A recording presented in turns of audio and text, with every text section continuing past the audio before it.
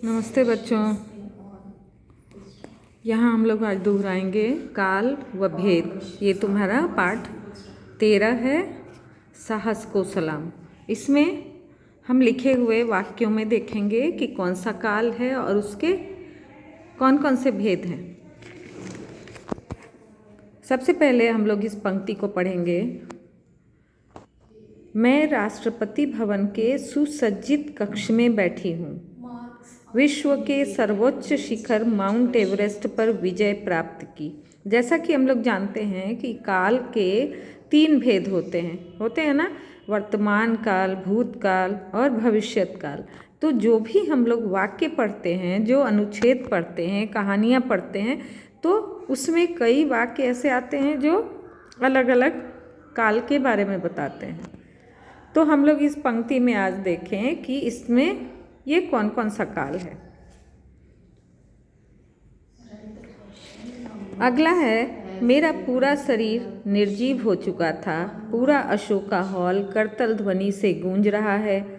आपका स्वप्न साकार हो जाएगा, एक दिन तुम्हारा लक्ष्य तुम्हारे कदमों में होगा। वर्तमान काल वर्तमान समय की जानकारी देता है, भूतकाल बीते समय की जानकारी देता है और भविष्यत काल आगे आने वाले समय की जानकारी देता है। ठीक है, ये तो तुम लोग पढ़ ही चुके हो। तो यहाँ उसी के हिसाब से मैंने देखो यहाँ लिख रखा है। उसी की प्रैक्टिस में आगे फिर हमें करना है कि अब जो हम लोगों ने यहाँ लिखा वो भूतकाल, यहाँ दिए गए निर्देशों के अनुसार तुम्हें शब्द लिखने हैं। जैसे यहाँ मैंने लिखा है, विश्व के सर्वोच्च शिखर माउंट एवरेस्ट पर विजय प्राप्त की, मेरा पूरा शरीर निर्जीव हो चुका था। ये 2 वाक्य इसमें हमारे भूतकाल के थे, 2 वर्तमान काल के और 2 भविष्यत काल। तो इसको इसके अनुसार अलग अलग यहाँ इसको लिख देना है। जैसे अभी पीछे हम लोगों ने भूतकाल देखा, ये वर्तमान काल है, ये भविष्यत काल है। तो वर्तमान काल में यहाँ मैंने लिखा है, मैं राष्ट्रपति भवन के सुसज्जित कक्ष में बैठी हूँ, पूरा अशोका हॉल करतल ध्वनि से गूंज रहा है। भविष्यत काल में आपका स्वप्न साकार हो जाएगा, एक दिन तुम्हारा लक्ष्य तुम्हारे कदमों में होगा।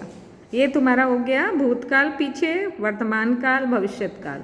ठीक है, अब आगे हम लोग इसकी परिभाषा को एक बार दोहरा लें।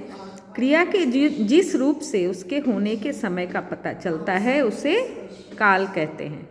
जो समय बीत चुका है भूतकाल कहलाता है, जो आने वाले समय के बारे में बताए वह भविष्यत काल कहलाता है। और एक यहाँ लिखना है कि जो समय अभी चल रहा है वो क्या कहलाता है, वर्तमान काल। ये इसमें प्रिंट शायद नहीं हुआ, वर्तमान काल कहलाता है, मैंने लिख दिया है।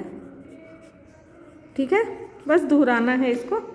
अब तुम्हारे पास ढेर सारे वाक्य दिए गए हैं और अलग अलग काल की जानकारी के लिए उनसे संबंधित क्रियापदों पर घेरा लगाना है। जैसे ये है वर्तमान काल, तो वर्तमान काल में तुम्हें ज़्यादा हूँ, है, हो, ये सब तुम्हें लास्ट में वाक्य में दिखेंगे। और ये जो अभी चल रहा है पढ़ के भी हमें समझ में आता है ना, तो यहाँ उसी के हिसाब से, उसी के निर्देशों के अनुसार हम लोगों ने इसको सर्कल किया है।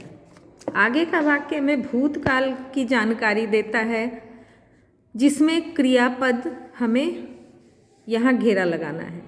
तो फूल दिया, रहे थे, रहते थे, थी, यहाँ था, थे, थी मुख्य इसका चिन्ह है जो भूतकाल की जानकारी देते हैं। आगे है भविष्यत काल, जिसमें हम लोग आगे के बारे में प्लानिंग करते हैं, आगे के बारे में बताते हैं। जैसे रश्मि कल कहानी की किताब लाएगी, इसमें इसका मुख्य निशान तुम्हारा क्या होगा? गी, गे, गा। कल बारिश जरूर होगी, आएगी। बच्चों, अब रवि आपको कहानी सुनाएगा। देख रहे हो, वाक्य पढ़ने से ही पता चल रहा है कि आगे की इसमें प्लानिंग है। अब इसमें तुम्हें इतने सारे काल हम लोग पढ़े, अभी तीनों काल के बारे में इतने सारे वाक्य पढ़े, तो अब हमें पूरा समझ में आ गया होगा कि कौन सा वाक्य किस काल को इंगित कर रहा है। जैसे साधना ने पत्र पढ़कर सुनाया, भूतकाल। रूपा हरि को सवाल समझा रही है, वर्तमान काल। पिताजी की घड़ी खो गई, भूतकाल। समीरा कल सभी के लिए खीर लाएगी, भविष्यत काल। अनीता 7वीं कक्षा में पढ़ती है, वर्तमान काल। अनिल कल छत पर पतंग उड़ाएगा, भविष्यत काल। तो ये थे तुम्हारे काल और उसके भेद। इसको भी साथ में देख लोगे। यहाँ वैसे शब्द इसमें हमें भरने हैं जो वर्तमान काल की जानकारी दे।